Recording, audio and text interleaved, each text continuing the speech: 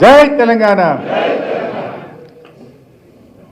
గౌరవనీయులు, ఈరోజు మనందరి ఆత్మీయతను, ప్రేమను, అభిమానాన్ని, 25 ఏళ్ల అనుభవాన్ని పంచుకుంటున్నటువంటి పెద్దలు ప్రొఫెసర్ శ్రీనివాస్ రెడ్డి గారు, వారి సతీమణి గౌరవనీయులు పుష్పలత గారు, వారి కుమార్తె రాధిక గారు, కుమారుడు రాజేష్ గారు, కార్యక్రమానికి అధ్యక్షత వహిస్తున్న పెద్దలు శాసన మండలిలో ప్రతిపక్ష నాయకులు మధుసూదనాచారి గారు, నేను ఇక పేర్లు తీసుకుంటలేను, లేట్ అయింది, వేదిక మీద ఉన్న మాజీ మంత్రివర్యులు, శాసనసభ్యులు, శాసన మండలి సభ్యులు, సీనియర్ నాయకులు, ప్రజాప్రతినిధులు, ఈ కార్యక్రమానికి వచ్చేసినటువంటి బీఆర్ఎస్ కుటుంబ సభ్యులు, జర్నలిస్టులు అందరికీ పేరు పేరున నమస్కారం. తెలంగాణ అంటే అందరికీ గుర్తొచ్చే పేరు కేసీఆర్. టీఆర్ఎస్ అంటే అందరికీ మొట్టమొదటి గుర్తొచ్చే పేరు కేసీఆర్. తెలంగాణ భవన్ అంటే గుర్తొచ్చే పేరు ప్రొఫెసర్ శ్రీనివాస్ రెడ్డి. ఎవరున్నా లేకున్నా భవన్కు పోతే ఉండే వ్యక్తి మాత్రం ఖచ్చితంగా ఉదయం 9 గంటలకు వస్తాడు, సాయంత్రం 6 వరకు ఉండే వ్యక్తి ఎవరంటే అది ప్రొఫెసర్ శ్రీనివాస్ రెడ్డి. అది జలదృశ్యం కావచ్చు, బంజారా హిల్స్ ఆఫీస్ కావచ్చు, తెలంగాణ భవన్ కావచ్చు. జలదృశ్యం టు తెలంగాణ భవన్, ఇది శ్రీనివాస్ రెడ్డి గారి ప్రస్థానం. సరే, చాలామందికి రాజకీయాల్లో రావాలని ఉంటుంది. కొందరు కాజ్ కోసం వస్తారు, కొందరు పదవి కోసం వస్తారు, కొందరు ఒక్కొక్కరికి ఒక్కొక్క లక్ష్యాలు ఉంటాయి. శ్రీనివాస్ రెడ్డి గారిది నిజంగా ఆయనది తెలంగాణ రావాలనేటువంటి కాజ్తోనే ఆయన ఈ పార్టీలో చేరారు.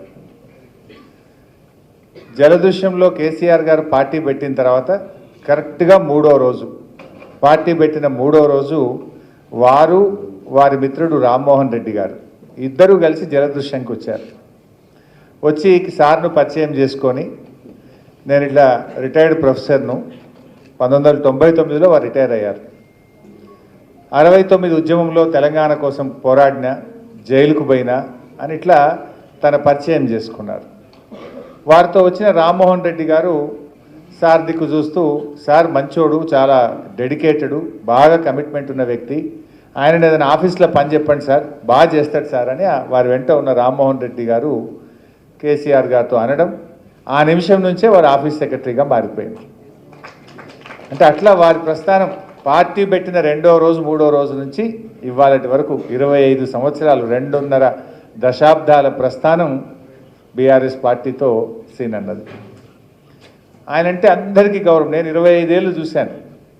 ఎప్పుడూ ఆయన ముఖంలో కోపం కానీ, ఒకరి పట్ల కోపంగా మాట్లాడడం కానీ, ఒకరి పట్ల తక్కువ చేసి మాట్లాడడం కానీ, ఒక పరుష పదజాలం ఆయన నోట నేను ఎప్పుడూ వినలేదు. 25 సంవత్సరాల్లో ప్రేమ చూశాను, చిరునవ్వు చూశాను, ఓపిక చూశాను, ఆ మంచితనం చూసిన తప్ప ఆయనలో ఎన్నడూ కోపం చూడలేదు. అప్పుడప్పుడు మనం వస్తుంటాం, కానీ ఎప్పుడు కూడా అదే చిరునవ్వు, అదే ఓపిక, అదే ప్రేమ సీనన్నలో చూసేవాడిని నేను. అయితే ఆ డెడికేషన్ ఎక్కడి నుంచి వచ్చింది? 69లో తెలంగాణ ఉద్యమం జరిగేటప్పుడు వెటర్నరీ కాలేజీ విద్యార్థిగా ఆ కాలేజ్ ప్రెసిడెంట్, యునానిమస్గా ఆ రోజుల్లో కాలేజ్కి యునానిమస్ ప్రెసిడెంట్గా ఎలెక్ట్ అయినటువంటి వ్యక్తి శ్రీనివాస్ రెడ్డి గారు. అంటే విద్యార్థి దశలోనే రాజకీయాల్లో ఉన్నాడు. ఆ రోజుల్లో ఉద్యమం చేసి చెన్నారెడ్డి గారి నాయకత్వంలో జైలుకు కూడా పోయారు. అంటే ఆ డెడికేషనే ఆయనను బీఆర్ఎస్ పార్టీకి తీసుకొచ్చింది. అంటే వారు రాజకీయాల్లోకి వచ్చిండ్రు, కేసీఆర్ గారిని కలిసిండ్రు, టీఆర్ఎస్ పార్టీలో 25 ఏళ్ళు ఆయన పనిచేసిందంటే తెలంగాణ రాష్ట్రం ఏర్పడాలనేటువంటి బలమైన ఆకాంక్ష ఆయనలో ఉంది కనుక ఆయన టీఆర్ఎస్ పార్టీలో వారు చేరి కేసీఆర్ గారి నాయకత్వంలో పనిచేసిండ్రు. అంటే ఒక త్రిబుల్ డి. నేను సీనన్నలో 3 విషయాలు చూశాను. 1 డిటర్మినేషన్, 2 డెడికేషన్, 3 డివేషన్. డిటర్మినేషన్ ఏంటి? ఖచ్చితంగా తెలంగాణ రాష్ట్రం ఏర్పడాలి అనే ఒక డిటర్మినేషన్ ఉండేది. డెడికేషన్ టువర్డ్స్ ద వర్క్, ఆయనకు అప్పచెప్పిన బాధ్యతను నీతిగా, నిజాయితీగా, నిజంగా ప్రొఫెసర్ అంటే ప్రొఫెసర్ లాగా తెలంగాణ భవన్లో 25 ఏళ్ళు పనిచేశారు. And devotion towards the leader, leader is boss, leader is supreme, KCR ఏం చెప్తే అదే నాకు వేదం అని చెప్పి ఆ డివోషన్ ఆయనలో నేను 25 సంవత్సరాల పాటు చూశాను. ఎప్పుడైనా ఒక్కొక్కసారి మనం ఏదో డిసప్పాయింట్ అవుతాం, ఏదో లీడర్ ఏదన్నా ఒకరోజు మూడు బాగాలేకపోతే మనం ఎక్కడో ఒక దగ్గర బాధపడతాం. కానీ ఆయనలో ఎప్పుడు చూడలేదు. ఆయన ఎప్పుడు KCR is right, KCR is my boss, ఆయన చెప్పింది అమలు చేయాలనేటువంటి ఒక డివోషన్ ఆయనలో నేను రెగ్యులర్గా చూసేటువంటి వాడిని. అట్లా నా ఒక రిక్వెస్ట్ కూడా ఉంది సీనన్నతో. నిజంగా చెప్పాలంటే మొత్తంగా ఈ తెలంగాణ రాష్ట్రం ఏర్పడడంలో చాలామంది నాయకులు వచ్చారు, చాలామంది వెళ్ళారు. కేసీఆర్ గారు ఎన్ని కష్టాలు పడ్డారో, ఎన్ని ఇబ్బందులు పడ్డారో ఆయన ప్రత్యక్షంగా చూసినటువంటి వ్యక్తి. 2001లో పార్టీ పెట్టినాడు, ఇది అమాసకు పుట్టింది పుణ్యానికి పోతుందని ఒకడన్నాడు, ఇది పుణ్యానికి పుట్టింది అమాసకు మాయమవుతుందని ఒకడన్నాడు. 2001లో పార్టీ అప్పుడు తెలుగుదేశం అధికారంలో ఉండేది. కాంగ్రెస్ పార్టీ నాయకులు ఇది చంద్రబాబు పెట్టించిన పార్టీ, ఇది తెలుగుదేశం యొక్క పార్టీ సబ్సిడరీ అని కొందరు మాట్లాడేవాళ్ళు. ఇప్పుడు ఈ మధ్య చూస్తున్నాం కదా, అప్పటి నుంచి ఇప్పటిదాకా చూసిన సీనన్న ఇది బీజేపీ అనుబంధం అని ఓడు మాట్లాడతాడు, కాంగ్రెస్ అనుబంధం అని ఓడు మాట్లాడతాడు, ఆ రోజుల్లో తెలుగుదేశం అనుబంధం అని ఓడు మాట్లాడతాడు. ఇట్లా ఎన్నో చూసాం.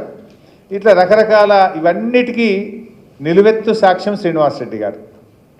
ఎందుకంటే ఆ పోరాటం కేసీఆర్ గారి ఆమరణ నిరాహార దీక్ష కానీ, మనం అద్భుతమైన విజయాలు కానీ, కామన్ మినిమం ప్రోగ్రాంలో తెలంగాణ ఎజెండాను పెట్టించి రాష్ట్రపతి నోట ఉభయ పార్లమెంట్ సభల్లో చెప్పించిన రోజు ఒక గొప్ప ఆనందం ఉండే. ఆ రోజు యూపీఏ ప్రభుత్వంలో కేసీఆర్ గారు చేరినప్పుడు మీరు కామన్ మినిమం ప్రోగ్రాంలో పెడితేనే నేను క్యాబినెట్లో చేరుతా అన్నారు. నిజంగా ఒక రాష్ట్రపతి, భారత రాష్ట్రపతి ఉభయ పార్లమెంట్ సభలను ఉద్దేశించి ఆయన ప్రసంగంలో సంప్రదింపుల ద్వారా తెలంగాణ రాష్ట్రాన్ని ఏర్పాటు చేస్తాము అని ఆనాటి రాష్ట్రపతి ప్రకటిస్తే నిజంగా తెలంగాణ అయిపోయిందని గొప్ప ఆనందాన్ని పొందినాం ఆ రోజు. సరే ఇట్లా కాంగ్రెస్ మోసం చేస్తుంది అట్లా అనుకోలేదు, ఇంకా అయిపోయింది తెలంగాణ అనుకున్నాం. అట్లాంటి ఆనందాలు కావచ్చు, మోసాలకు కూడా అన్నీ కూడా తెలిసినటువంటి వ్యక్తి మన సీనన్న. ఎందుకంటే సీనన్నకు తెలుసు, మొన్ననే మనం దీక్షా దివస్ కూడా చేసుకున్నాం. నవంబర్ 29 లేకపోతే డిసెంబర్ 9 లేదు, డిసెంబర్ 9 లేకపోతే జూన్ 2, 2014 లేదు. వీటన్నిటికీ సాక్ష్యం ప్రొఫెసర్ శ్రీనివాసరెడ్డి గారు. సీనన్న నువ్వు అమెరికా పోతున్నావు, టైం ఉంది, మరి రాజేష్ దగ్గర ఉంటావా రాధిక దగ్గర ఉంటావో నాకు తెలియదు, కానీ ఒక పుస్తకం రాయి తప్పకుండా.